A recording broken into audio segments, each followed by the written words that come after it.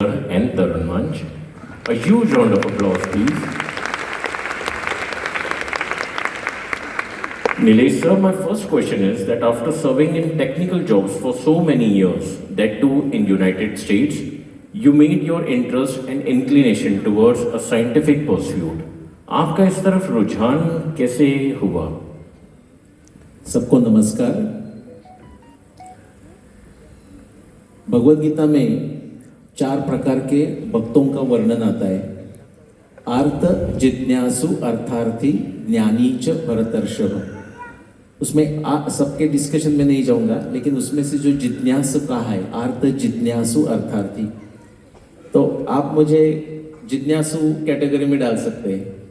तो बचपन से कोई हमें बताते हैं, जैसा अभी विपिन सर ने कहा कि जब हमें गुरुजी बता रहे हैं तो हम मानना चाहिए।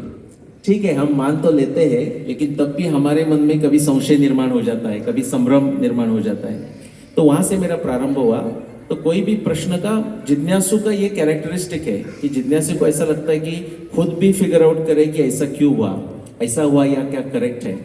और एक जब हमारा संभ्रम और संशय कब होता है कि एक प्रश्न के आपको 2 उत्तर मिले, तो क्या करोगे? 2 में से कौन सा अच्छा है या कौन सा करेक्ट है, उससे मेरा प्रारंभ हुआ। तो भगवद गीता के साथ प्रारंभ हुआ। लेकिन फास्ट फॉरवर्ड करके कभी भी ऐसा मैं सुनता था कि हमारे यहाँ मॉडर्न साइंस में, जैसा कि मैं विज्ञान का भी विद्यार्थी रहा हूँ, इंजीनियरिंग का विद्यार्थी रहा हूँ, तो कोई नया इनोवेशन आ गया, नई कोई डिस्कवरी आ गई, तो लोग कहते थे, हमारे लोग, भारत के लोग कहते थे, अरे ये तो हमारे ग्रंथों में है, ये हमारे वेदों में है, ये हमारे महाभारत रामायण में है, उपनिषद में है। लेकिन मेरा प्रश्न रहता था एग्जैक्टली कहाँ है। और मैं कहूँ कि मैं जो छोटा गांव में रहता था, उसमें कोई किसी ने मुझे ऐसा आंसर नहीं दे सकते थे कि देखो यहाँ है। तो मैंने सोचा कि मैं ही खुद फाइंड आउट कर लूँ। वहाँ से मैंने एक 1987 जहाँ मैं अंडरग्रेड शुरू किया इंजीनियरिंग, तो वहाँ से मैं खुद स्टडी करना प्रारंभ किया।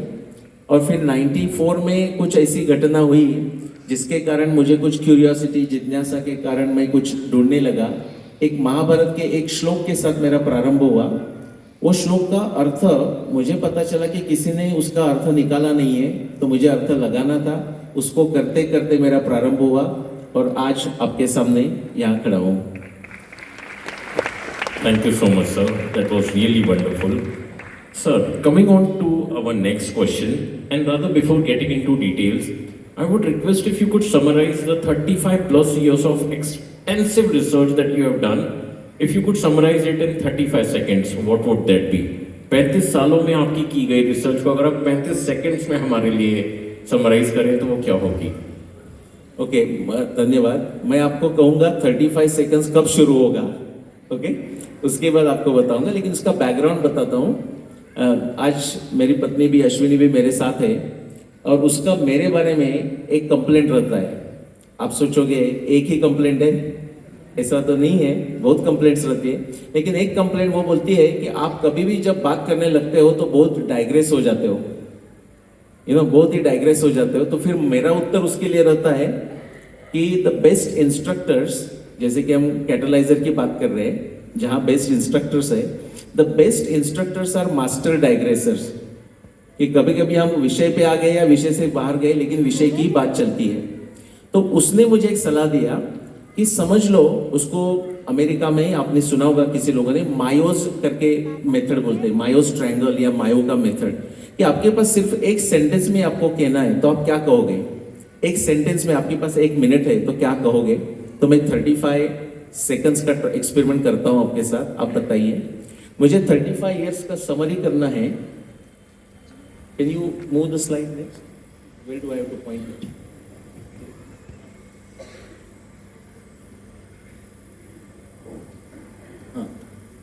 Okay, time starts now. 35 seconds में मुझे कहना है। तो मेरा जो 35 इयर्स का जो स्टडी है, उसका सारांश ये है। इफ महाभारत के पूरे आप खगोल शास्त्रीय 300 संदर्भ साथ में लाओगे और उसको जिक्सॉ पजल या क्रॉसवर्ड पजल जैसा सॉल्व करोगे, तो एक ही उत्तर आता है। महाभारत युद्ध का वर्ष वो आता है 5561 BCE। वाल्मीकि रामायण के more than 600 astronomy descriptions, you bring it together, try to solve it in a scientific way, in a logical way, Just like solving a jigsaw puzzle, crossword puzzle, you bring it together, only one answer comes for the year of Ram Ravan Yuddha, that is 12,209 BC. Both Ramayana and Mahabharata discuss all the four Vedas. So they definitely have to be before that.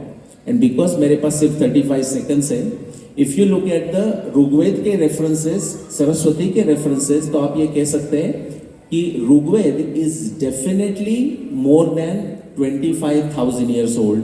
That is a summary of my 35 years of research. Thank you so much, sir. That was very precise. So in fact, parents और students के और भी बहुत सारे सवाल हैं आपके लिए और विपिन सर के लिए भी. बाद में भी हम विपिन सर से Q&A, विपिन सर वापस हमें ज्वाइन करेंगे. Sir, my next question would be कि महाभारत दिखाई कैसे देती है? How does Mahabharat appear? मेरे पास कितने सेकंड है? You may take your time. Let me see if you can go to the next one please. तो मुझे 5 सेकंड में बताना है आपको, तो ऐसी दिखाई देती है. ये गीता प्रेस की जो पूरी पब्लिश की हुई है, हिंदी ट्रांसलेशन के साथ है, इंग्लिश ट्रांसलेशन के साथ भी है, तो ऐसी दिखाई देती है. ये तो एक सिंपल उत्तर हो गया. समझने के लिए आपको पता होना चाहिए कि अप्रोक्सीमेटली 1,00,000 श्लोक है उसमें, 100,000 के आसपास के श्लोक है. अभी उसको थोड़ा सा दीर्घ उत्तर देना है, तो मैं ये कहूँगा कि आज जो हमारे पास महाभारत है ना, व्यास की महाभारत ही है, लेकिन जिसको हम आवृत्ति कहते हैं या इंग्लिश में रिसेंशन कहते हैं, वो हमारी 4th आवृत्ति है. ये 4th आवृत्ति कैसे? व्यासदेव जी ने महाभारत युद्ध के बाद 18 साल के बाद एक गुफा में बैठ के 3 साल लेके पूरी महाभारत को लिख दिया. ये महाभारत ही हमें बताता है. आप सोचोगे महाभारत में कैसा आया, उसका उत्तर आपको मिलेगा. फिर उन्होंने अपने जो शिष्य थे, जैसे पैल, वैशंपायन, जैमिनी, इनको सिखाया. उसमें से जो वैशंपायन थे, उन्होंने जन्मेजय, सबको जन्मेजय कौन है पता है ना? तो जन्मेजय के सर्प सत्र में वैशंपायन ने यही महाभारत का फिर पारायण किया. वो पारायण करते हुए एक रोमहर्षण सौती नाम के ऋषि वहाँ उपस्थित थे. उन्होंने वो सुना. उसके बाद वो नैमिषारण्य में गए, जहाँ शौनक ऋषि और बहुत सारे ऋषि बड़ा यज्ञ कर रहे हैं. तो शौनक ऋषि ने उनको पूछा कि आप कहाँ से आए? तो बोले जन्मेजय के सर्पसत्र से आ गए. उधर क्या हुआ? तो बोला रामायण की चर्चा हुई, तो आप भी हमें वो महाभारत की चर्चा हुई, आप भी वो महाभारत बताइए. जो रोमहर्षण सौती ने शौनक और इतर ऋषियों को नैमिषारण्य में जो महाभारत बताया, उसका जो डॉक्यूमेंटेशन है वो हमारे पास यहाँ मिलता है. तो दिस इज बेसिकली 4 रिसेंशन अबाउट 1,00,000 श्लोक. ये हमारी महाभारत है. Thank you so much sir. जैसे उबलते हुए पानी में यदि हम सोने की अंगूठी गिर जाए तो लाख कोशिश करने के बाद भी वो मिलती नहीं है. आज की जनरेशन का मन भी कुछ इसी प्रकार उबल रहा है. इसी उबलते हुए मन को सही और गलत की पहचान ही गायब हो रही है. ऐसे में परिवर्तन की पहली सीढ़ी है उन्हें इस बात को रियलाइज करवाना कि कुछ गलत हो रहा है या कुछ इससे भी बेहतर होने के लिए संभावना है. दोनों ही स्थितियों में अपने बच्चों के भीतर छुपे हुए श्रेष्ठ पर्सनालिटी या एकदम परफेक्ट पर्सनालिटी को खोजें. एंड जैसा कि जस्ट अभी मेरी टेक्निकल टीम ने हमें बताया कि parents and students have already started enrolling for raw brain analysis. Thank you so much for showing interest. I request remaining parents and students भी इस पूरी तरह निःशुल्क प्रोसेस के लिए एनरोल करें.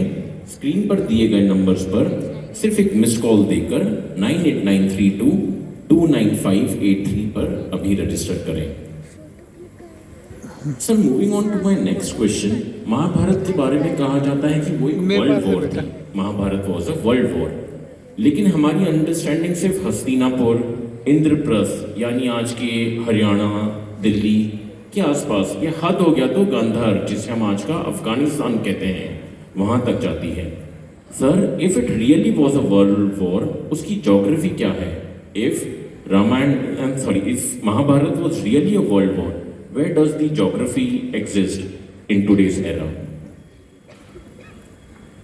महाभारत की जो बहुत सारी घटना जो हुई, वो आज जो हम जिसको भारत मानते हैं, या समझ लो एक 100-200 ईयर्स पहले जो हम भारतवर्ष मानते थे, जैसे कि Pakistan, Iran, Afghanistan, Tibet, Nepal, Myanmar, Bangladesh, ये सब देश उसमें आएंगे, तो वो एरिया में हुआ। लेकिन एक can you go next please, एक स्लाइड नेक्स्ट। लेकिन आपको समझना है कि महाभारत का जो युद्ध हुआ कितने दिन हुआ सबको पता है? 18 डेज, 18 दिन के लिए जो युद्ध हुआ, उस युद्ध में जिन्होंने भाग लिया वो जब राजा महाराजा और उनके सैनिक वो कहाँ से आए थे वो आपको देखना है। तो ये हमारा भारत का आज का मैप रहा। उसके हमें पश्चिम में जाना है और पूर्व में जाना है, और समझ लो लैंड पे ही जाना है। आपको तैरना नहीं आता इसलिए थोड़ा टिल्ट कर दिया है, समुद्र में जाने की जरूरत नहीं है। तो पश्चिम में आप जाओगे तो आज जिसको हम इराक, टर्की, सीरिया, जॉर्डन, ये जो एरिया हम कहते हैं ना, वहां से लेके उत्तर अफ्रीका के देशों से लेके और पूर्व में, भारत के पूर्व में जैसे कि म्यांमार यानी कि ब्रह्मदेश, उसके आगे थाईलैंड, इंडोनेशिया, कंबोडिया, एग्जैक्टली हमें पता नहीं, पूर्व में विशेषता पता नहीं एग्जैक्टली, लेकिन पश्चिम में हमें पता है। जैसे कि भगदत्त, ये एक बड़ा वॉरियर कौरव के साइड से आके उन्होंने युद्ध में भाग लिया था। कितना लोगों ने भगदत्त का नाम सुना है?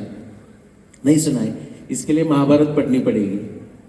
भगदत्त का बहुत बड़ा रोल रहा है। तो ये भगदत्त भी आज का जो इराक है, बगदाद, वहां से आए हुए राजा है।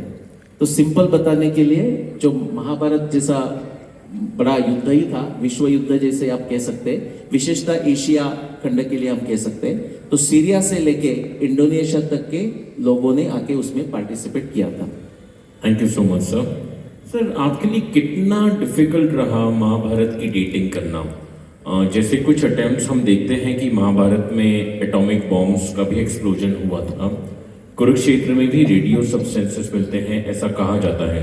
Is it all true? कितने लोगों ने ऐसा सुना है कि कुरुक्षेत्र में रेडियो एक्टिव, स्ट्रैंटिनियम वगैरह ऐसे कुछ सब्सटेंसेस मिले? किसी ने सुना है? कुछ लोगों ने सुना है।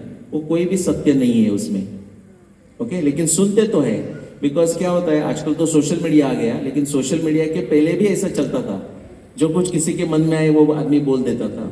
ऐसा हमें कुछ मिला नहीं है। उसका कारण भी ओपेनहाइमर है कभी कभी, कि ओपेनहाइमर ने जब वो न्यूक्लियर एक्सप्लोजन किया था, उनको एक ऐसा पूछा गया था प्रश्न कि क्या are you the first one, is America the first one, और दिस एक्सप्लोजन, उन्होंने जो एक्सपेरिमेंट किया था, क्या यही फर्स्ट न्यूक्लियर एक्सप्लोजन है?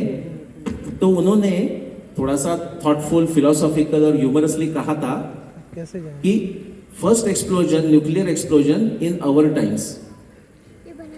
इसका फिर लोगों ने, जिनको कनेक्ट डॉट्स करने रहते हैं, उन्होंने अर्थ लगाया कि हाँ, वो उन्होंने बोला था ना, भगवत गीता का एक श्लोक किया था कि आई एम टाइम करके, तो चलो वो भगवत महाभारत को ही रिफर करते होंगे। लेकिन ऐसे कोई बात नहीं है, महाभारत का कोई हमें न्यूक्लियर एविडेंस मिलता नहीं। तो हमें ढूंढना है तो कहाँ ढूंढना है? हमें महाभारत के बारे में कुछ हमें पता करना चाहते हैं तो हमें महाभारत में ही जाना पड़ेगा। इसको हम महत्व मापन या तारतम्य कहते हैं। जहां हमें महाभारत के बारे में पता चाहिए तो महाभारत को ही पूछो, वाल्मीकि रामायण के बारे में पूछना है तो वाल्मीकि रामायण को ही पूछो, और कहाँ पहले पूछने की जरूरत नहीं है। तो उससे हमें उत्तर मिलेगा। आपका दूसरा उप प्रश्न था कि कितना कठिन था। आप में से कितने लोग अभी हिंदी में क्या कहते हैं पता नहीं, क्रॉसवर्ड पजल सबको पता है? क्रॉसवर्ड पजल को हिंदी में क्या कहेंगे? आपको भी पता नहीं? जो सबने सुना ना, जो कुछ है, कितने लोग क्रॉसवर्ड पजल खेले हैं पहले या खेलते हैं? हाथ ऊपर कीजिए। बहुत ही नंबर है। उनके लिए ये बहुत ही आसान है। जितना क्रॉसवर्ड पजल सॉल्व करना आसान है या डिफिकल्ट है, उतना ही महाभारत या रामायण का डेटिंग करना इजी है या डिफिकल्ट है। उसमें सिर्फ थोड़े से पार्ट है। क्रॉसवर्ड पजल में आप आपका ज्ञान का उपयोग करते हैं, इसमें उसका उपयोग करने के लिए आपको विज्ञान बुद्धि चाहिए, तर्क शास्त्र चाहिए, तंत्र युक्ति ये क्या चीज है पता चाहिए। और जैसे आप प्रत्यक्ष प्रामाण्य, इंद्रिय प्रामाण्य जो कहते हैं, जैसा आप लैब में जाके एक्सपेरिमेंट करके देखते हैं, इंद्रिय प्रामाण्य हम कहते हैं, ऐसा प्रत्यक्ष से देखने का भी आना चाहिए। ये आएगा आपको तो जैसे कि हम क्रॉसवर्ड पजल सॉल्व करते हैं, जैसे कि हम जिक्सॉ पजल सॉल्व करते हैं, उतना ही डिफिकल्ट है, उतना ही सहज है। Thank you so much sir. Sir, I'm sure today we are witnessing a history over here. Like this is one of your seminars in Indore, in India. In fact, one of its kind, first of its kind in Indore. I'm sure you are aware, like the day we met while we were coming from. So you would be happy to know that Indore is a city which has hit a record of 8 consecutive years for being the cleanest city of India.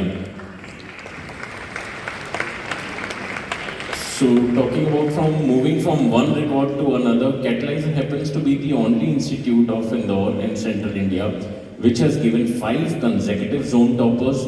At the same point of time, Sir, Catalyzer is the only institute at Indore which has the credit of having 2 All India toppers to its name. So that's again moving from one record to another. That's Catalyzer for you, sir. मेरा आपके लिए एक short प्रश्न, तो ये 8 साल तक cleanest city in the India रखना, स्टेटस रखना, उसका सीक्रेट क्या है? आई थिंक हम सब ने एज सिटीजन अपने अंदर वो चाह डेवलप करी, वो सिविक सेंस डेवलप करा, जिससे हम ये रिकॉर्ड एस्टैब्लिश कर पाए. राइट इंदौर?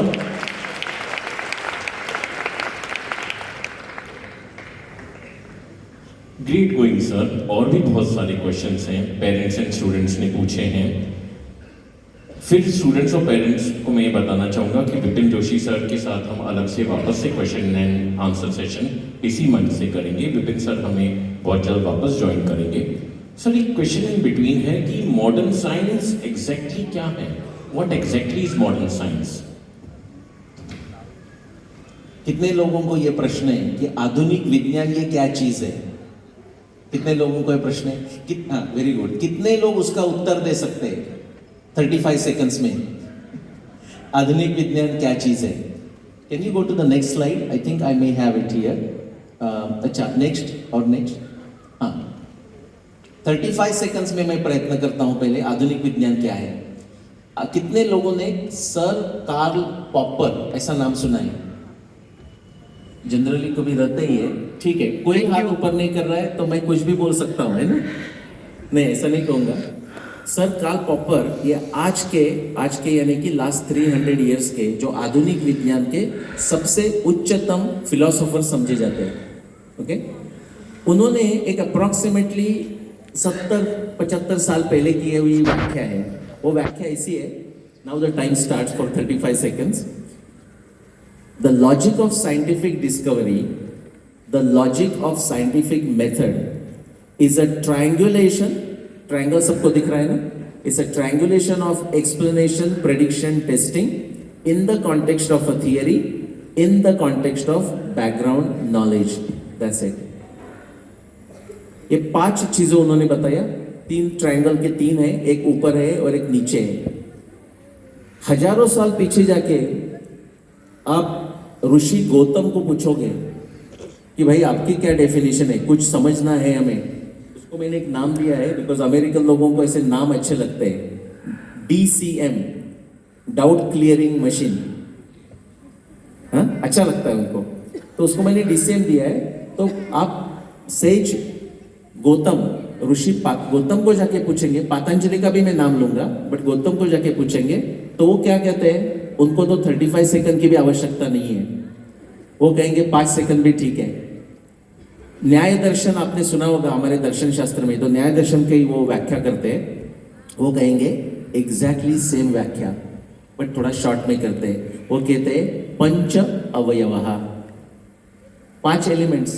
कौन से 5 एलिमेंट्स? एग्जैक्टली ये 5 एलिमेंट्स हैं. हजारों साल पहले उन्होंने वो कहा है. और जहाँ मॉडर्न साइंस में तो बहुत प्रगति की है, आज जो हम सब टेक्नोलॉजी देख रहे हैं वो हमें मान्य करना पड़ेगा कि मॉडर्न साइंस की ही देन है ना? सब लाइट से लेके साउंड सिस्टम से लेके स्मार्टफोन सब यही है. बट मैं आपको ये कह दूँ, बिकॉज मेरा जो जर्नी शुरू हुआ वो मॉडर्न साइंस से हुआ. मैं 1993 के आसपास कैलिफोर्निया बर्कले में मैं अंडर ग्रेजुएट का कोर्सेज ले रहा था. तो मुझे जब ये विज्ञान में इंटरेस्ट था तो उधर के एक प्रोफेसर थे, लेक्चरर थे उस समय में, ब्रूस मैंगन करके. उन्होंने बोला आपको इतना इंटरेस्ट है तो आप न्याय दर्शन क्यों नहीं पढ़ते? तो 1993 में मुझे न्याय दर्शन क्या चीज़ है पता नहीं थी. तो मुझे लगा न्याय यानी कि जैसे आप सोचोगे न्यायालय, कोर्ट. मैंने बोला ये कोर्ट लॉ में मुझे कोई इंटरेस्ट नहीं है. तो उन्होंने बोला इसका कोई संबंध नहीं है।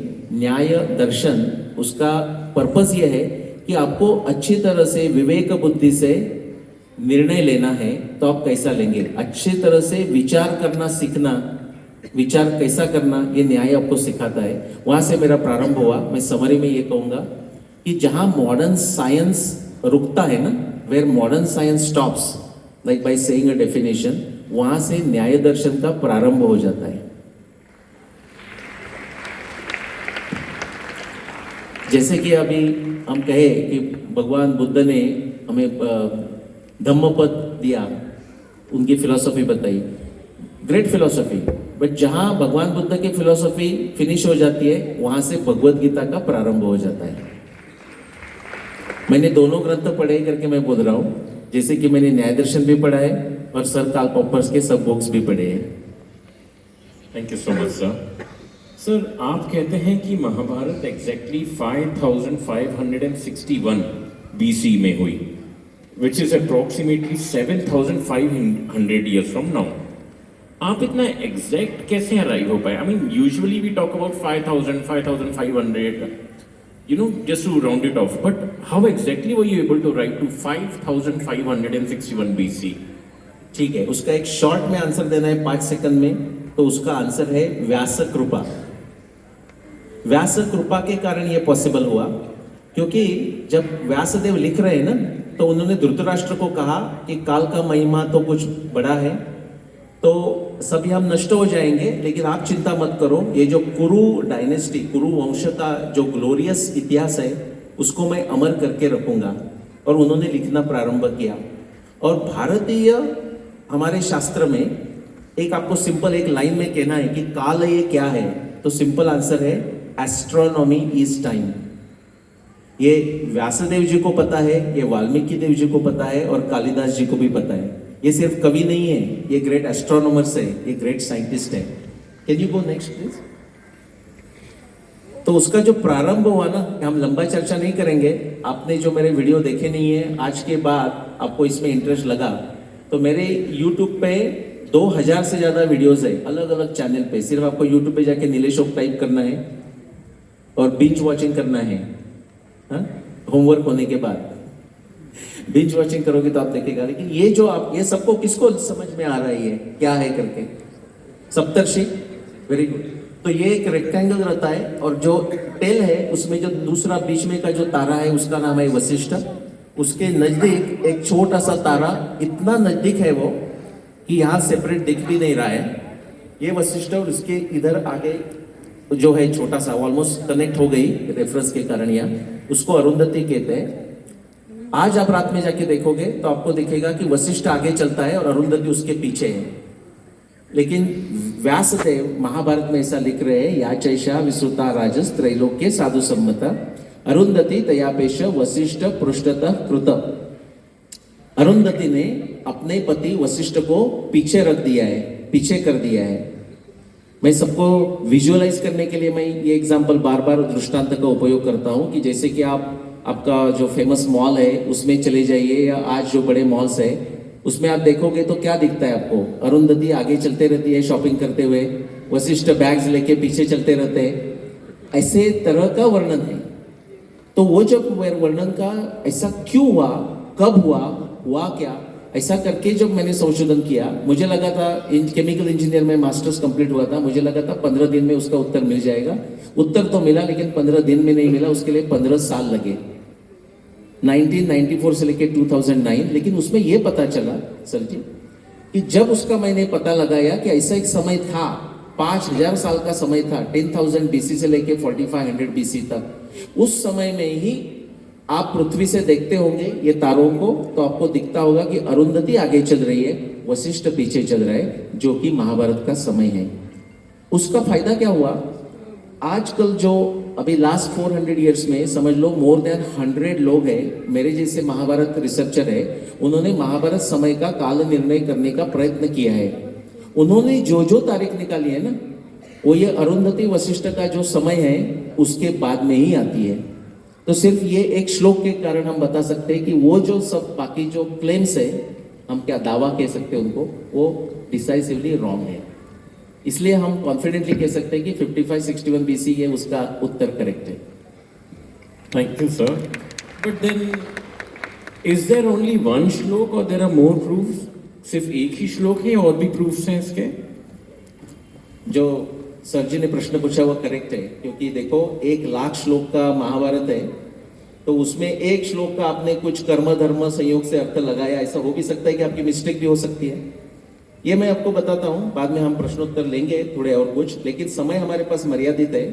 तो आपके मन में ऐसे बहुत प्रश्न होंगे कि अरे यार मुझे पूछने का समय नहीं मिला, उनको मैं ये आश्वस्त करता, क्या इंग्लिश हिंदी में पता नहीं, एक कॉन्फिडेंट दिलाना चाहता हूँ मैं कि ऐसा कोई भी प्रश्न नहीं है कि जो मुझे अभी तक पूछा नहीं गया, और ऐसा कोई भी प्रश्न नहीं है कि जिसका मैंने उत्तर नहीं दिया।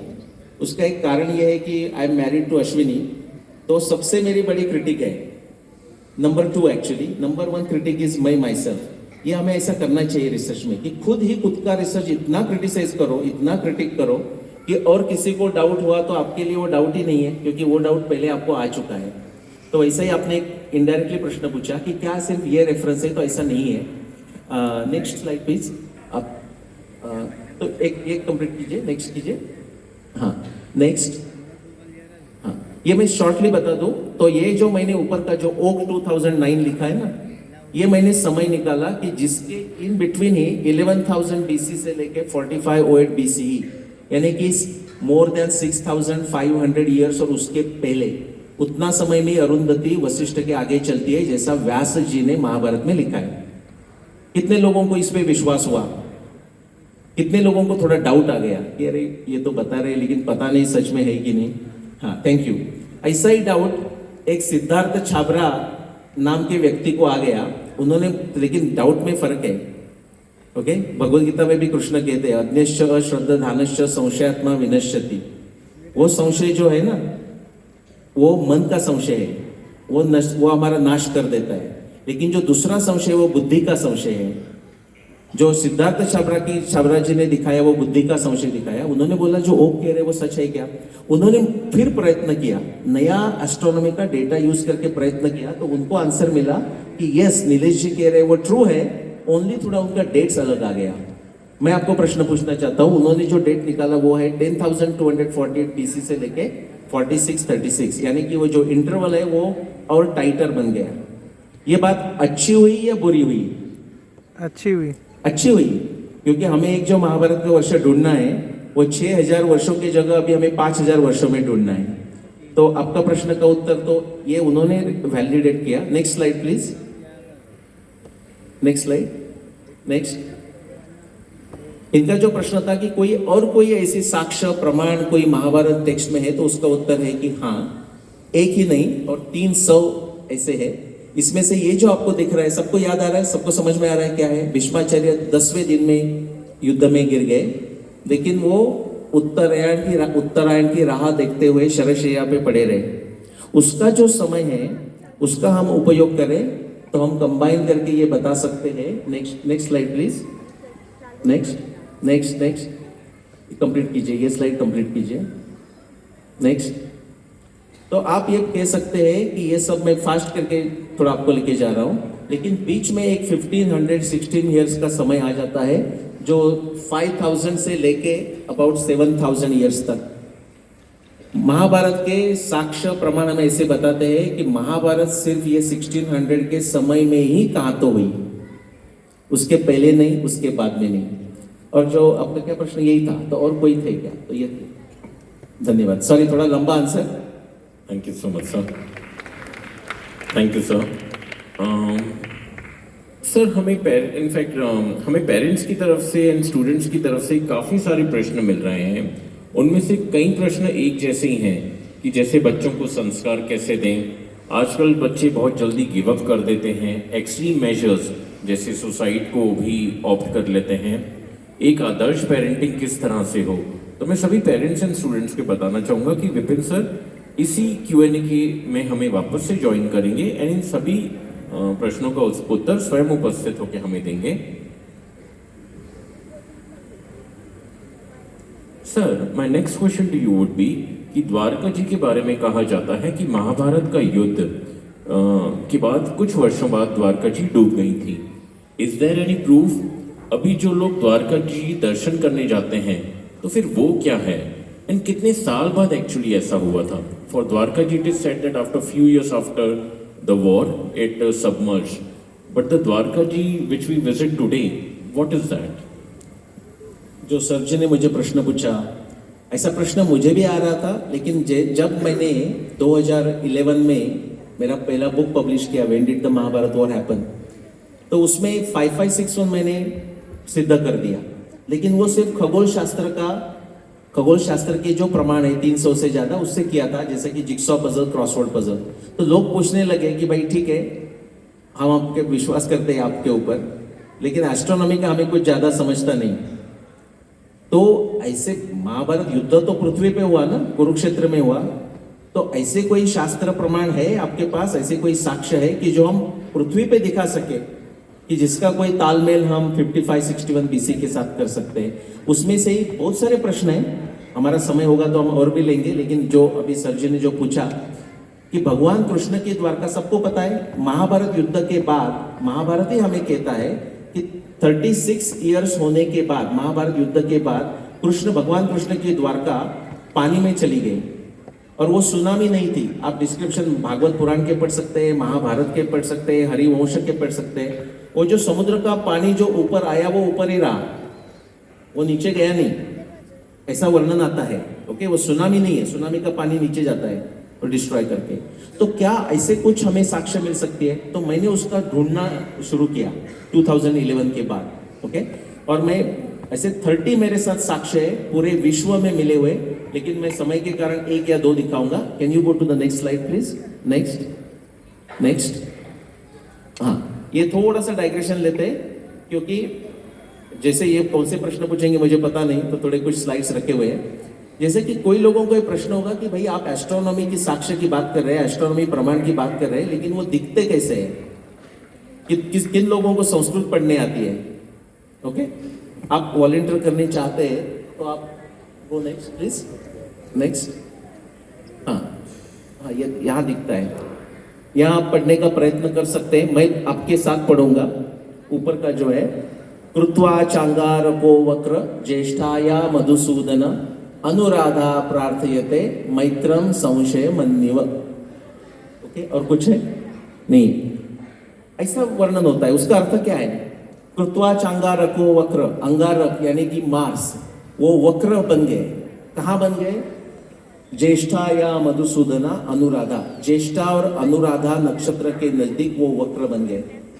ऐसे ही आपको 300 प्रमाण मिलने वाले हैं, और उसको ही हमें जिक्सॉ पजल, क्रॉसवर्ड पजल जैसा सॉल्व करना है, तो उससे हमें उत्तर मिलता है। फास्ट फॉरवर्ड प्लीज, मैं आपको द्वारका लेना जाना चाहता हूँ।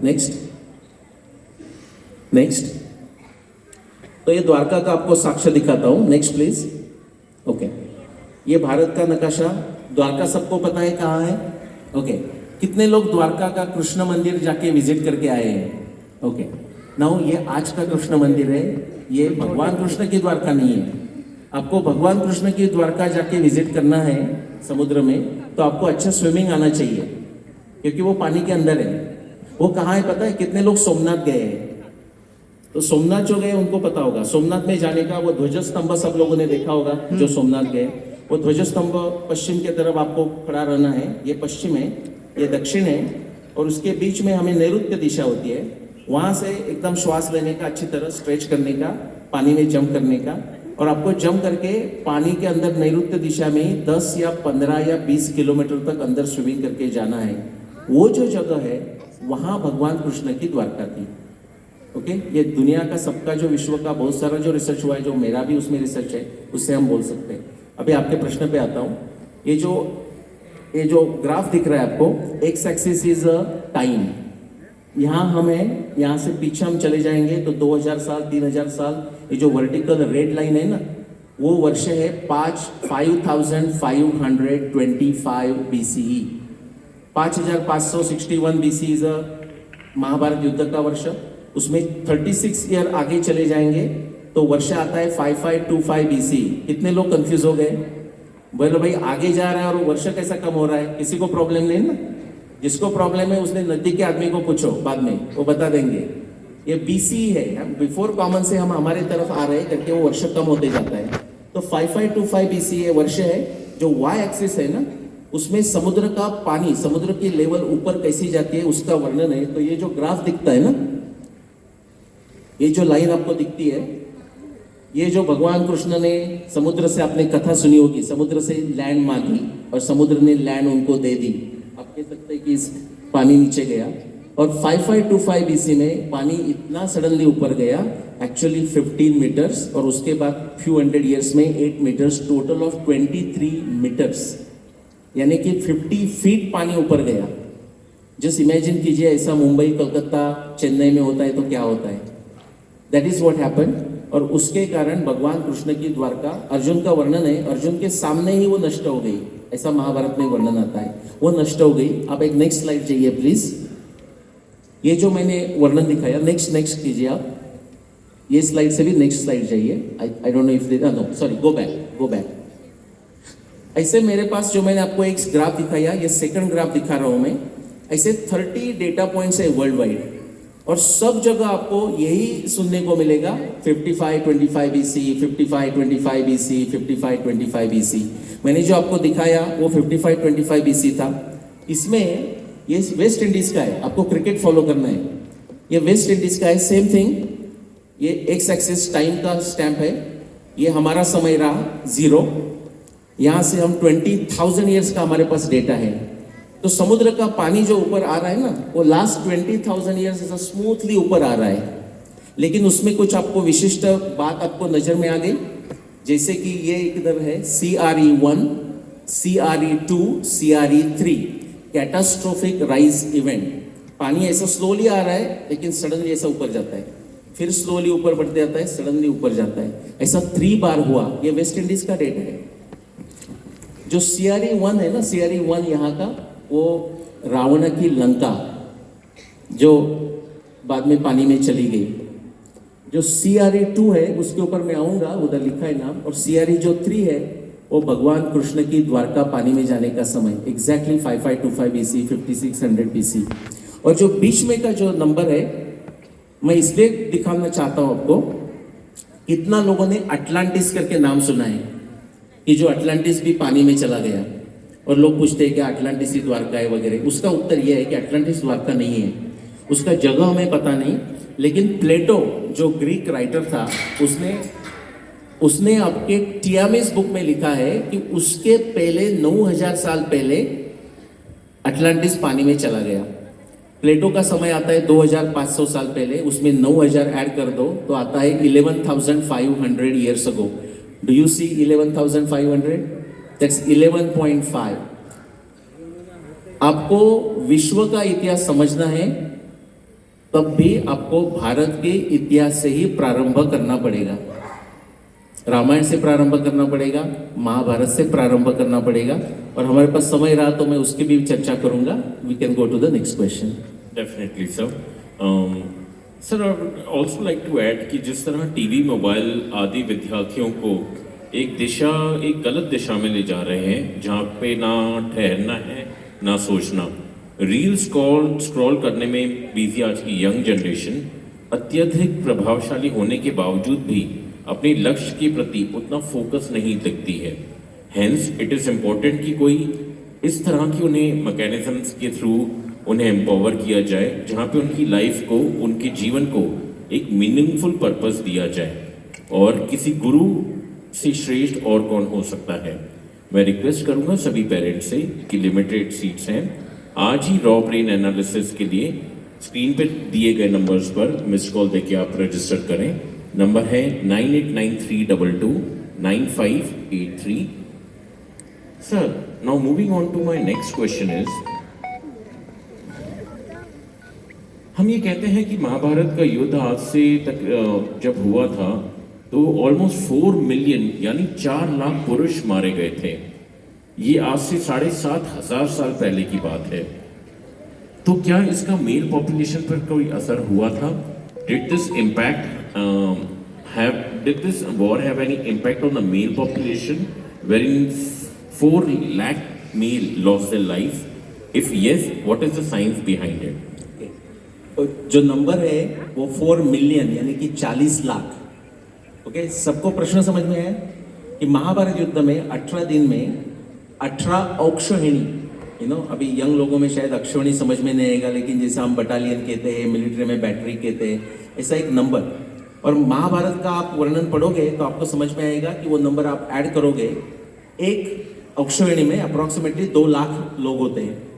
ओके, और सब ऐड करोगे तो 40 लाख, सिंप्लिसिटी के लिए हमने 40 लाख लोग हो गए, सब पुरुष है ना, सब पुरुष ने युद्ध किया। और 18 दिन में उनमें से प्रैक्टिकली सब नष्ट हो गए, थोड़े से बचे लेकिन प्रैक्टिकली सब नष्ट हो गए। सर जी का प्रश्न है, प्रश्न इसलिए कि हमने थोड़ी सी चर्चा की ये प्रश्न करने के लिए कि क्या उसका कोई असर हम लोगों में आ गया और क्या उसका कोई साक्ष्य मिल सकती है क्या। ओके, आजकल नए युवा पीढ़ी में वो शब्द यूज करते हैं, हम भी यूज करते हैं क्योंकि सोशल मीडिया सब देखते हैं तो वो यूज करते हैं। मैनिफेस्टेशन, कितने लोगों ने आजकल सुना है मैनिफेस्टेशन होता है। हाँ, अभी इंग्लिश शब्द हो गया तो सब बोलते हैं हाँ मैनिफेस्टेशन। पतंजलि जब बताते हैं कि आप कोई सर्टन प्रोसेस फॉलो करोगे, प्रत्यक्ष अनुमाना आगम प्रमाणानी करोगे, विपर्यो मिथ्या ज्ञान मदद रूप प्रतिष्ठम आप फॉलो करोगे तो आपको मैनिफेस्टेशन का भी अनुभव आएगा। तो ये मैनिफेस्टेशन का मैं थोड़ा अनुभव अलग सेंस से विज्ञान के क्षेत्र से बोल रहा हूँ कि मैंने भी ये सोचा, ऐसा सोचा कि क्या कुछ इतने लोग हैं, तब का पॉपुलेशन हमें पता नहीं, बाद में आप गूगल में जाके चेक कर सकते हैं, एक्चुअली देयर आर एस्टिमेट्स, लेकिन क्या ये सडनली 40 लाख पुरुष लोग नष्ट हो गए, उसका कोई हमें परिणाम हुआ क्या, और हुआ तो हमें कोई प्रमाण विज्ञान में दिखता है क्या। Okay, actually the answer is yes. अभी ये मेरा संशोधन नहीं है, लेकिन जो कनेक्टिंग द डॉट्स का काम मेरा है। ये जो मैं आपको पेपर दिखाने वाला हूँ, can you go next please, next slide please, next. हाँ, आप इस पे रोक सकते हैं। सबको ध्यान में आया होगा कि मैं कोई भी आपको ग्राफ दिखाऊं, उसका जो एक्स एक्सिस है वो टाइम है, क्योंकि हम काल की चर्चा कर रहे हैं। आपको सबको दिखता होगा तो एक्स एक्सिस 1,50,000 साल से हम शुरुआत करके हमारे समय तक आ रहे हैं, 21st सेंचुरी तक। ओके, ये एक्स एक्सिस हुआ। वाई एक्सिस पे क्या है मैं थोड़ा सा बताता हूँ। उसमें जो रेशो लिया है ना, वो female chromosomes divided by male chromosomes. अभी थोड़ा कॉम्प्लेक्स हो सकता है कोई लोगों के लिए, एक मिनट के लिए फोकस करना। एक्स क्रोमोसोम्स और वाई क्रोमोसोम्स, कितने लोगों ने सुना है पहले? ओके, तो आपको समझ में आएगा। अभी जब मैं गुजरात में जाता हूं तो एग्जांपल देने के लिए मिस्टर एंड मिसेस पटेल ऐसा यूज करता हूं। महाराष्ट्र में है तो मिस्टर एंड मिसेस कुलकर्णी, फिर उनको अच्छा नहीं लगा तो मिस्टर एंड मिसेस देशपांडे ऐसा बोल देता हूं। अभी यहाँ क्या यूज करने का मुझे पता नहीं, आई विल सिंप्लीफाई करने के लिए मिस्टर एंड मिसेस इंदौरी ऐसा यूज करूंगा। समझ लो अभी कोई मिस्टर एंड मिसेस इंदौरी एक कपल अंदर आ गए अभी ये प्रोग्राम देखने, तो हम कहेंगे अरे आज मिस्टर मिसेस इंदौरी को लेट हो गया प्रोग्राम आने के लिए। लेकिन आप में से कितने लोग मॉलिक्यूलर जेनेटिसिस्ट है, मॉलिक्यूलर बायोलॉजिस्ट है? Very good. थोड़ा एक मिनट के लिए प्लीज खड़ा रहना, आप जहां है वहां खड़ा रहना। सब लोग इनको देखे, मॉलिक्यूलर जेनेटिसिस्ट और बायोलॉजिस्ट ऐसे दिखते हैं। इसलिए मैं बोल रहा हूं कि बाद में आपको थोड़ा ज्यादा प्रश्न है तो इनको जरूर पूछना। ये आपका, धन्यवाद जी, प्लीज, ये आपका बहुत अच्छा उत्तर दे सकेंगे। नाउ सपोज मॉलिक्यूलर बायोलॉजिस्ट और जेनेटिसिस्ट है और उन्होंने देखा मिस्टर और मिसेस इंदौरी अंदर आ रहे, तो उनको मिस्टर और मिसेस इंदौरी दिखते ही नहीं, उनको लगता है 3 एक्स और 1 वाई अंदर आ गए। समझ में आ गई बात? यस। क्योंकि स्त्री में हम कहते हैं एक्स एक्स है और एक्स वाई है। ओके, तो ये जो नेक्स्ट चाहिए प्लीज, नेक्स्ट, हाँ बस इतना ही रुकिए। ये जो नॉइज करके मैंने जो लाइन निकाली है ना, कुछ विशेष कुछ हो नहीं रहा है, तो जो x chromosomes to Y chromosome जो रेशो रहता है ना, वो 3 रहता है। अब देखिए वहां से अप्रोक्सीमेटली 3 के आसपास का रेशो है वो। क्यों? बिकॉज एक्स क्रोमोसोम्स की विविधता 3 है, वाई की 1 है। लेकिन कुछ आश्चर्यकारक घटना हो गई तो वो रेशो बदल सकता है। ऐसे हमारे पास 3 इवेंट्स है यहाँ, ये 3 इवेंट्स देखने नहीं है आपको। सबसे जो बड़ा इवेंट दिख रहा है वहां फोकस करना है, क्योंकि हमारे पास समय मर्यादित है।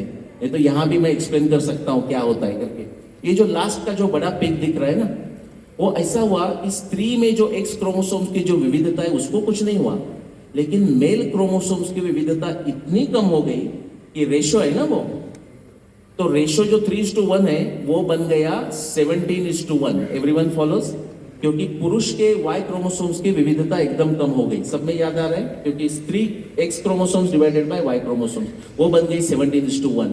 जैसा कि भूकंप हो जाता है तो हम 3 प्रश्न पूछते हैं कि भाई कितना सीरियस था, रिक्टर स्केल क्या था। 2 और प्रश्न पूछते हैं कि कब हुआ, और तीसरा प्रश्न पूछते हैं कि कहाँ हुआ, हमें डरना चाहिए क्या, एपिसेंटर कहाँ है। सिमिलरली ये जो दिख रहा है आपको जेनेटिक अर्थक्वेक है, जेनेटिक भूकंप है। आपको एक प्रश्न तो मैं उत्तर दे दिया कि कितना सीरियस हुआ, 17:1। 2 प्रश्न पूछने हैं हमें, कब हुआ, उसका उत्तर बहुत सिंपल है। वहां से वर्टिकल पीक से एक नीचे वर्टिकल लाइन निकालो, उसका उत्तर आता है 7500 ईयर्स अगो। तीसरा प्रश्न पूछना है कि भाई इसका एपिसेंटर कहाँ था, क्या हुआ, उसका उत्तर है शॉर्ट में मोनिका कार्मिन का 2015 का ये रिसर्च पेपर है जेनेटिक्स में, उसका उत्तर है इंडिया। ना बाहर के लोगों को ये पता नहीं कि इंडिया में ऐसा कुछ क्या हुआ, आपको पता है अभी, it was the Mahabharat war. Thank you, sir. That was phenomenal. Nice, sir. बस अब कुछ प्रश्न और फिर विपिन सर भी हमें Q&A के लिए ज्वाइन करेंगे। सर, क्या इन्हीं लाइंस पर रामायण की स्टडी की है आपने? रामायण कितने वर्ष पहले हुई थी सर? जैसा मैंने कहा, रामायण 14,000 अप्रोक्सीमेटली कहने के लिए 14,000 साल पहले, ओके। और एग्जैक्टली हमें वर्ष बताना है तो राम रावण युद्ध का वर्ष आता है 12,209 BC, 12,209 BC। और ये क्या कर रहे हैं, हम सोलर कैलेंडर यानी कि जूलियन कैलेंडर और ग्रिगोरियन कैलेंडर का उपयोग इसलिए कर रहे हैं क्योंकि हमें आज वही कैलेंडर पता है। इफ आई आस्क समवन, आपको किसी को पूछा भाई आपका बर्थ ईयर कौन सा है, तो जो आप उत्तर देते हैं ना वो सोलर कैलेंडर में ही देते हैं, ग्रिगोरियन कैलेंडर में ही देते हैं। उसमें समझना चाहिए करके हम उसका उपयोग कर रहे हैं। हमारे पास भी सोलर कैलेंडर था, जैसे हमारे यहाँ बहुत बड़े ऋषि तुल्य व्यक्ति बैठे हैं, वो बोल सकेंगे। सोलर मंथ्स का हमें नाम पता है, हम लूनर मंथ तो चैत्र वैशाख ज्येष्ठ आषाढ़ है, लेकिन सोलर मंथ्स का नाम मधु माधव, शुक्र शची, नभ नभस्य ऊर्जा, राइट, शुक्र ऊर्जा, शशि नभ नभस्य, तप तपस्य, सह सहस्य, ये हमारे ऐसे नाम है। लेकिन वो कैलेंडर हमारे पास अभी है नहीं, वो कैलेंडर हमारा सोलर कैलेंडर नष्ट हुआ, इसलिए हम उपयोग कर रहे हैं। इसलिए मैं बता रहा था कि वो कैलेंडर का उपयोग करके भगवान राम का जो जन्मदिन आता है जूलियन कैलेंडर में, वो दिन आज के पहले एक दिन था, 29 नवंबर 12,240 BCE, एक दिन पहले हमारे यहाँ हुआ। तो लोगों को ये भी प्रश्न आता है कि नवंबर में कैसा आ रहा है, हमारे समय के कारण हम उसमें जाएंगे नहीं, बट उसके लिए थोड़ी सी एस्ट्रोनॉमी आपके समझ में आ जाएगा तो भी आपको पता चलेगा। तिथि वही थी, चैत्र शुक्ल नवमी, पुनर्वसु नक्षत्र, लेकिन वो काल निर्धारण के कारण वो नवंबर में आता है, तो हमें एग्जैक्टली हम बता सकते हैं। Thank you so much sir. Sir, कुछ और भी क्वेश्चंस आए हैं। प्रोसीड करने से पहले हम विपिन सर को भी बुला लेते हैं ताकि अब हम एक कंबाइंड सेक्शन साथ में कर लें। Requesting Vipin sir to please join us. Sir, Ramayan में 4 दांत वाले हाथी का वर्णन किया गया है, पर ऐसे हाथी हमें अब देखने को नहीं मिलते। साथ में मैं ये भी चाहूंगा कि आप हमें क्विकली बताएं, क्या वानर वाकई में बंदर ही थे जैसे कि आज हम देखते हैं, क्या बिल्कुल वैसे ही थे? धन्यवाद जी। आप थोड़ा फास्ट फॉरवर्ड करेंगे, नेक्स्ट स्लाइड प्लीज, और नेक्स्ट नेक्स्ट, हाँ ये पूरा कंप्लीट करके नेक्स्ट जाइए। हाँ, अभी समय के कारण हम जाते नहीं, लेकिन ये जो माउस है ना, डोमेस्टिक माउस, भगवान गणेश का वाहन, हाँ, ऐसा मत सोचो कि सिर्फ भारत विश्व को आईटी इंजीनियर सप्लाई करता है। जो पूरे जो डोमेस्टिक माउस के जो विश्व के जो वैरायटी है ना, उनका भी आप क्या कहते हैं, नैनीहाल, ननिहाल, आप उनका ननिहाल ढूंढते आओगे जेनेटिक्स से, ओके, जो जेनेटिक साइंटिस्ट है उनके लिए। दिस इज बॉर्न हामी 2007 जर्मन साइंटिस्ट का पेपर है। तो आप जो डोमेस्टिक माउस है उसका ननिहाल भी ढूंढते आओगे तो हम भारत में पहुंचते हैं। क्यों पता है? पहले तालियां बजाइए। बिकॉज ये जो डोमेस्टिक माउस है वो ऐसे ही सोचे नहीं चलो स्विट्जरलैंड में वेकेशन जाते हैं, ऐसा सोचा नहीं है उन्होंने।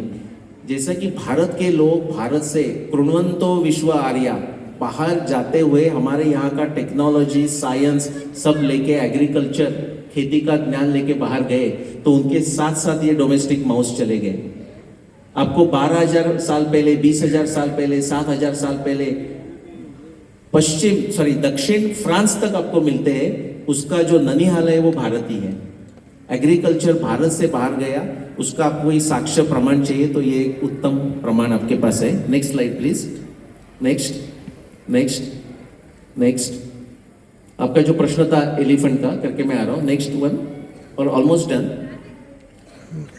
आपको वाल्मीकि रामायण में ऐसे रेफरेंस मिलते हैं, 3 टाइम्स मिलते हैं कि जहां एलिफेंट जैसे क्रीचर, एलिफेंट ही कहा है उसको, और उसको आपने सबने 2 दंत वाले एलिफेंट देखे, जू में देखे होंगे, सर्कस में देखे होंगे, लेकिन वाल्मीकि रामायण में 2 टस्क वाले, 3 टस्क वाले और 4 टस्क वाले एलिफेंट्स का वर्णन है। वाल्मीकि रामायण तो हमारे पास बहुत सालों से है। जब पाश्चात्य लोगों ने ये पढ़ा तो ये इसका उपयोग करते थे, जैसा अरुंधति वशिष्ठ का भी करते थे कि देखो ये इंडियंस कुछ भी लिखते हैं अपने ग्रंथों में, वैसा ये हत्ती के बारे में बोलते थे कि देखो ये इंडियंस कुछ भी लिखते हैं अपने ग्रंथों में। 4 टस्क वाले एलिफेंट, ये क्या चीज है? ये 500 ईयर्स पहले यू फाइंड वेस्टर्न लोगों ने ये बात कही है, लेकिन बाद में डार्विन साहब आ गए, और डार्विन साहब के बाद उनको समझा कि डिगिंग करके कुछ ढूंढना है, तब आर्कियोलॉजी का जन्म हुआ। तो हमें अभी पता चलता है, उसको मैमथ्स कहते हैं, और उसके बहुत सारे वैरायटी है, जैसा गोम्पोथेरे, स्टॉकडन, ऐसे वैरायटीज है। ऐसे हत्ती जैसे प्राणी पहले हुआ करते थे कि जिनको 4 टस्क थे, उनके बहुत सारे नाम है गोम्पोथेरे, और वो कब नष्ट हुए? हमें ये पता चलता है कि वो 11,000 साल पहले नष्ट हुए। रामायण कब हुई? 12,000। 14,000 साल पहले। तो ये 4 टस्क वाले एलिफेंट्स तब थे। इससे हमें पूरक ऐसे प्रमाण मिलते हैं। धन्यवाद जी। Thank you so much, sir. So thank you so much for the wonderful answers and igniting curiosity. Before we proceed with a combined Q&A with you and Vipin sir, just last quick question sir. Pushpak विमान and Sugriva Atlas के बारे में हमें बताएं, और साथ ही please आपकी books के बारे में भी बताएं, पेरेंट्स जानना चाह रहे थे। मैं ब्रीफली आपको बुक्स का स्लाइड्स दिखाता हूं, लेकिन ये मैं कहूंगा कि आपको प्रारंभ करना है। जो बुक्स रीडर्स कौन है ऑडियंस में? बहुत सारे हैं। आज मेरे पास बुक्स नहीं है, मैं साथ में लेके आता तो आप कहते कि ये मार्केटिंग आदमी कहाँ से आया, साथ में नहीं है। मैं सेल्स में 35 इयर्स रहा। एक प्रिंसिपल मैं सेल्स का बताता हूँ जिनको सेल्स में करियर करना है, कि ऑल डिमांड इज इनइलास्टिक। जिसको लेना है वो लेता है। Okay, all demand is inelastic. वही हमारा मुमुक्षुत्व का वही है। हमारे यहाँ कोई हम फोर्स करके जाके किसी को फिलोसॉफी बताते भी नहीं। कोई पूछने आता है, तद्विधि प्रणिपातेन परिप्रश्नेन सेवया देन ओनली उपदेक्षन्ति ते ज्ञानम ज्ञानिन तत्वदर्शिना, नहीं तो बताते नहीं। तो आप अमेजोन से खरीद सकते हैं, और नहीं खरीदना है तो यूट्यूब वीडियो देखो, 2000 से ज्यादा वीडियोस है। बाद में आपको जब लगे तो बुक पढ़ना। Next slide please, just move through this. Next, या सो ये जो बुक्स है, आप अमेरिका में रहते हैं और आपको बुक्स पब्लिश करना है तो ऐसे दिखेंगे, बिकॉज ये अमेरिका में पब्लिश हुए बुक्स है। वो नेक्स्ट प्लीज। इंडिया में आपको लेना है तो ऐसे बुक दिखते हैं, सुबु पब्लिकेशंस और amazon.in करके आप ले सकते हैं। Next please. हाँ, ये 2 महाभारत में जो 2 बुक है वो मराठी में ट्रांसलेट हुए हैं, तीसरा भी अभी ट्रांसलेट हो रहा है। कितने लोग कन्नड़ पढ़ सकते हैं? Anyone Kannada reader? नहीं, वो कन्नड़ में बुक है। और जो हिंदी में जो पहला भीष्म निर्वाण जो बुक आ रहा है, हमारे साथ हमारे ये परम भाग्य है कि जो हिंदी में उसका भाषांतर कर रहे हैं वो विनीता जी देशपांडे हमारे साथ है। 1 मिनट के लिए आप खड़े रहेंगे तो उनके लिए तालियां बजाइए। Thank you. तो आपके लिए वो हिंदी में भीष्म निर्वाण लेके आ रहे हैं। तो ये प्रश्न ही नहीं कि भाई पहला बुक मैं कौन सा पढ़ूं, आपको हिंदी में पढ़ना है तो पहला बुक यही पढ़ना पड़ेगा, भीष्म निर्वाण। Okay, next please. और ये एक मराठी में बुक है, प्राचीन भारतीय खगोल विज्ञान। उसको नंबर 2 अवार्ड्स मिला as a good reference book. Okay, ये लास्ट ईयर पब्लिश हुआ। वो भी अभी हिंदी में और इंग्लिश में ट्रांसलेट हो रहा है। और लास्ट बुक, नेक्स्ट, ये अभी यानी कि 21 नवंबर को नागपुर में उसका पब्लिकेशन हुआ। Right now it is in English, और हिंदी में और मराठी में उसका भाषांतर हो रहा है। और एक बार मैं विनीता जी को आग्रह करूंगा कि वो खड़े रहे। उसके वो हिंदी और मराठी में ट्रांसलेट करने वाली भी विनीता जी देशपांडे ही है। और वो कर रही करके उनको यहाँ नहीं बुलाया आज। वैसे भी वो आने वाली थी कुछ और काम के लिए, वो पुणे से है, ओके, लेकिन सिर्फ ये प्रोग्राम के लिए वो आई और फिर कुछ काम है। बस यही मेरा बुक है। आपको एक ही बुक पढ़ना है, इंग्लिश में पढ़ सकते हैं तो मैं कहूँगा भीष्म निर्वाण से प्रारंभ कीजिए, और उसके बाद थोड़ा टेक्निकल पढ़ना है इंग्लिश में तो भीष्म सुग्रीवाज एटलस पढ़ लीजिए, नंबर 1 बुक, और पढ़ना ही है तो भीष्म निर्वाण से प्रारंभ कीजिए। धन्यवाद। Thank you so much sir. Vipin sir, कुछ सवाल हैं, कुछ प्रश्न आए हैं। लाइक मिस्टर अग्रवाल पूछ रहे हैं कि मेरा भतीजा अर्णव अग्रवाल आपसे पढ़ा हुआ है तकरीबन 8-9 वर्ष पहले। तब हम जॉइंट फैमिली में रहते थे और वह हर क्लास के बाद आके रोज हमें बताता था कि आज विपिन सर ने हमें इस बारे में बताया, आज विपिन सर ने हमें राम जी के बारे में बताया, आज विपिन सर ने हमें माता पिता के बारे में बताया। खैर अब तो वो आईटी से पास आउट होकर माइक्रोसॉफ्ट यूएस में है। मुझे उस समय भी लगता था कि इतना अंतर इसमें कैसे आ गया। तो मिस्टर अग्रवाल का प्रश्न ये है विपिन सर आपसे कि मुझे अपने बच्चों को संस्कार देना है तो मुझे क्या करना होगा और कैसे उन्हें मैं ये संस्कार दूं। प्लस और भी पेरेंट्स से कंबाइंड सिमिलर क्वेश्चंस आए हैं जो कि हैं कि बच्चों को संस्कारित करने के लिए क्या आवश्यक है। पहले तो यही मिसकॉन्सेप्ट अपने मन से दूर कर लें बच्चों को संस्कारित करने के लिए कि हम बच्चों को संस्कारित करते हैं। बच्चों को संस्कारित किया नहीं जा सकता, बच्चे संस्कार ग्रहण करते हैं। इनमें जमीन और आसमान का अंतर है। हमारा भारतीय चिंतन, और अगर अपने को संस्कारित बच्चों को करना है तो पहले थोड़ा सा पीछे जाके समझना पड़ेगा कि भारतीय चिंतन में विवाह का अर्थ क्या है। अगर विवाह का अर्थ गलत समझ लिया तो संस्कार कैसे दे, और ये सब तो बहुत ही रिलेवेंट क्वेश्चन हो जाएंगे। हमारे यहाँ एक लड़का और लड़की ये जब इस सेंस ऑफ मेच्योरिटी पे पहुंचते हैं, शारीरिक मानसिक आध्यात्मिक, कि अब मैं एक पुरुष और वैसी ही कोई स्त्री इतनी शारीरिक मानसिक आध्यात्मिक मेच्योरिटी में हैं कि हम विवाह नाम की संस्था में एंटर करके किसी बच्चे को जन्म इसीलिए देना चाहते हैं कि वो बच्चा बड़ा होकर श्रेष्ठ समाज श्रेष्ठ प्रजा का निर्माण करे, तब जाकर विवाह है। माता पिता, जैसे मैंने आपको बताया, और मुझे जो लगता है कि हम किसी को संस्कार नहीं देते, वो ग्रहण करता है। आपको लगता है कई बार, और मैंने अपने भारतीय समाज में एक बहुत बड़ी कुछ दिक्कत है। पहले तो एक दिक्कत नंबर 1 समझ लें, बच्चे जब छोटे हैं तभी संस्कार सबसे अच्छे दिए इसलिए जा सकते हैं क्योंकि बूंदी जब नरम होती है ना तभी लड्डू बनते हैं, सूख जाने के बाद लड्डू बंधते नहीं। हमारे यहाँ दिक्कत यह है कि जब बच्चा छोटा होता है तब वही माँ बाप, पिता कुछ डांटे, ए चल उठ, 8 बाजून रही है, 8 बज रही है, माँ बोलेगी ये अपने पास रखो, आज वो थका हुआ है। या अरे वो अभी छोटा है, अभी तो छोटा है, आप कितना उसको डांटते हो, इतना भी सही नहीं। फिर थोड़े बड़े होने के बाद दिक्कत दूसरी हो जाती है। अब कुछ बोलने जाए पिता तो वही माँ का उत्तर फ्लिप हो जाता है, अरे अब वो बड़ा हो गया है, अब मत बोल। हमारी दिक्कत यह है कि हम न तो बचपन में बोलना चाहते हैं न बड़े होने पर। शास्त्र बड़े सरल अपने भारत के इसको कह देते हैं कि लालयेत 5 वर्षाणि 10 वर्षाणि ताड़येत प्राप्ते तो 16 वर्षे पुत्रम मित्रवदाचरेत। 5 साल तक बच्चे का लालन पालन करो, मतलब बड़े लाड़ प्यार से, कुकुल बाड़ी, बिल्कुल उसको डांटने मारने का कोई अर्थ नहीं। इसीलिए क्योंकि शास्त्रों के अनुसार जिस समय लिखे गए थे 5 साल तक वो बच्चा रहता था। आजकल के बच्चे 5 साल तक बच्चे रहते हैं क्या, ये मैं आप पे छोड़ता हूं। लेकिन 5 साल तक मारो मत डांटो मत, बिल्कुल उसको समझ में ही नहीं आएगा आप मारो डांटो। अब उसके बाद शास्त्र कहते थे कि 6 साल से 16 साल तक, जब तक वो हो जाए 15 साल तक, प्राप्ते तो 16 वर्षे, 16 बेहतरीन धो, लपक के मारो, डांटो, जो करना। ये मैं नहीं कह रहा, डिस्क्लेमर नीचे लगा हुआ है, क्यों करो आप समझ के चलिएगा। मेरे यहाँ एक लड़के ने ज्वाइन किया, जब मैं सबसे पहले कैटलाइजर मैंने स्टार्ट किया तो उसका ताला भी मैं ही खोलता था, झाड़ू भी मैं ही लगाता था, पोछा भी मैं लगाता था, मटके में पानी भी मैं ही भरता था।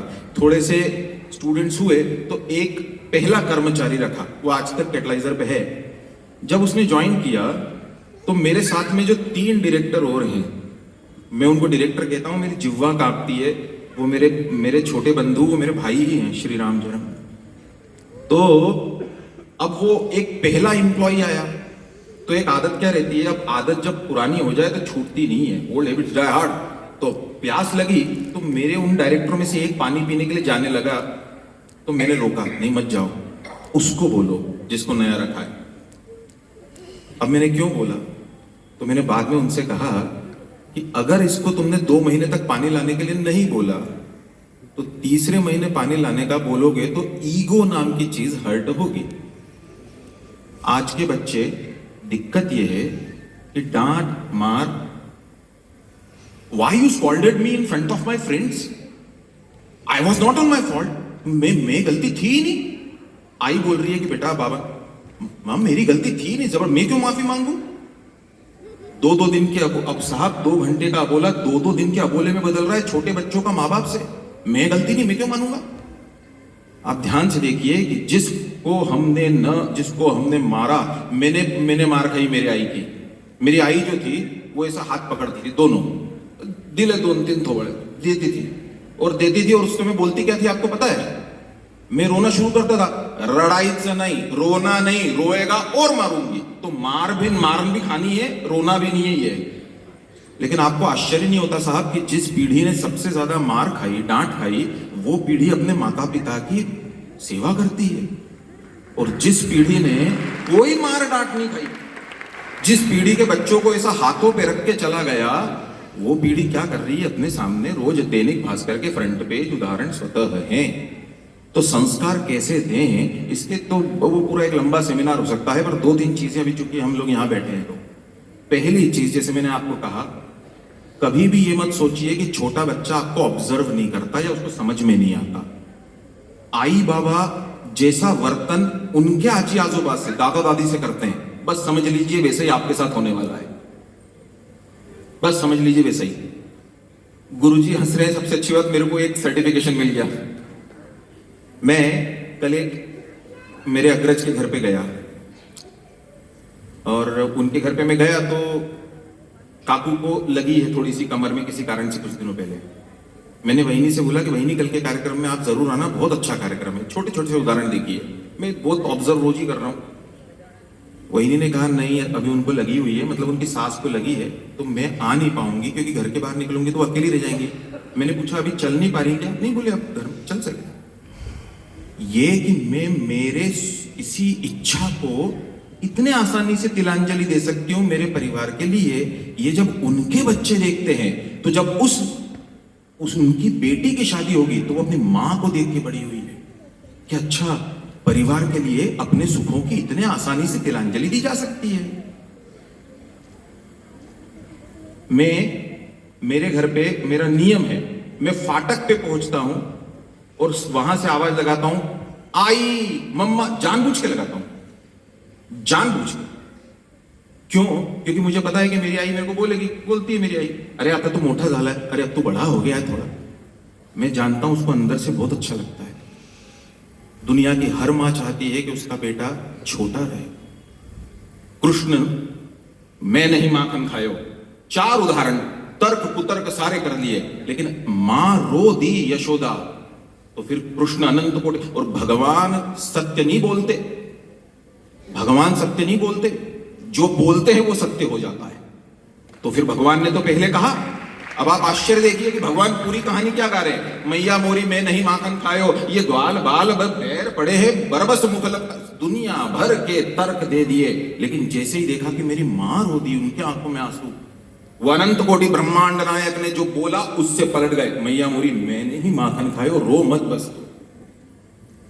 आज की तारीख में मेरा ईगो मेरे माता पिता के अश्रु के ऊपर निकल चुका है साहब। तो संस्कार के लिए पहली चीज, उसको दिए नहीं जाना है, हमको वैसा जीवन जगना है। बच्चे मेरे से बहुत पेरेंट्स पूछते हैं, बच्चे बहुत मोबाइल चलाते हैं, विपिन सर क्या करें, तो मैं कहता हूं आप छोड़ दो। आप सीन देखिए घर पे पहुंचने के बाद कैसा है।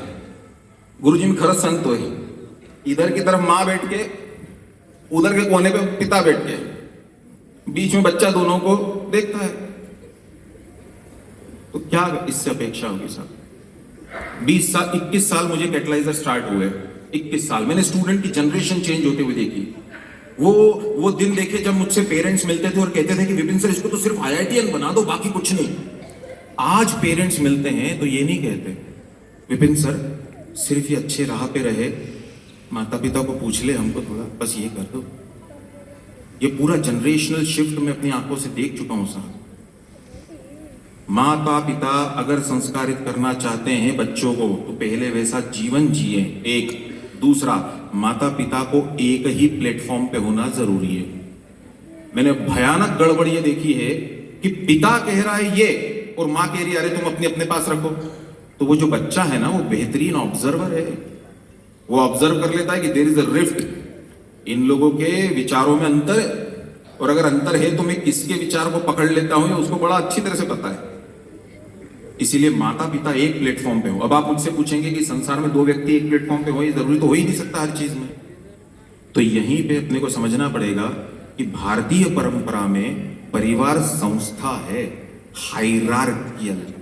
मुझे रास्ते में कोई दिखा तो मैं उसके पैर क्यों पड़ूंगा, लेकिन अगले दिन अगर मैंने उसके कॉलेज में एडमिशन लिया और वो मेरे प्रिंसिपल हो गए तो मुझे पैर पड़ना है, क्योंकि अब मैं उस हायरार्की सिस्टम में खुद होकर एंटर किया हुआ। मुझसे किसी ने गन पॉइंट पे स्कूल या कॉलेज में एडमिशन थोड़ी दिलवाया था। कल तक वो मुझे सब्जी मंडी में दिखे थे, मैंने कोई हाथ नहीं जोड़े, कोई पैर नहीं पड़े, आज पैर पड़ना है। मेरे ऑफिस में एम्प्लॉई है, वो एम्प्लॉई मैं आता हूं तो मेरे पिताजी का आशीर्वाद है कि कार का दरवाजा खोलने वाले और बैग अंदर लेके जाने वाले लोग मुझे भगवान ने दिए। मेरे यहाँ जो एम्प्लॉई है वो पूरे टाइम तक सर सर सर सर करते हैं, लेकिन वो मेरे यहाँ जब कुधर्म पे ब्राह्मण बन के आते हैं साल में 4-5 बार, तो मुझे नमस्कार करना है उनको, पैर छूने। क्यों? क्योंकि अभी ये अभी आपकी हायरार्की साल ऊपर हो गई मेरे लिए। पति और पत्नी, ये हमारा अभी वेस्टर्न कॉन्सेप्ट सारा गड़बड़ है, बहुत लंबा मैं कहां दूं साहब आपको। वेस्टर्न कॉन्सेप्ट में क्या है? इक्वेलिटी है, और पूर्व में पति पत्नी बराबर नहीं है, वो पूरक है। पेड़ के ऊपर लगी हुई लता ये सोच के अगर इतना है कि ये पेड़ तेरे को कौन पूछता, मेरी लता पे देख कितने सुंदर फूल खिले हैं, इसीलिए लोग तेरे पास आते हैं, तो क्या होगा? और पेड़ अगर इस चीज को लेकर अपना अहंकार दिखाए, अरे अगर मेरा सपोर्ट ना होता तो तू तो जमीन पे धूल खाती। पति और पत्नी पूरक है, और वो पूरक में हमारे यहाँ हायरार्कियल सिस्टम है, वेस्ट में हायरार्की है ही नहीं। तो फिर किसका निर्णय, अब मैं यहाँ पे बोलना नहीं चाहता नहीं तो आप दूसरा प्रश्न पूछो, मैं तो पूरी रात भर एक ही सवाल का जवाब देते रहूं। Thank you sir. बच्चों को वैसा मत बनाइए जैसी ये दुनिया है।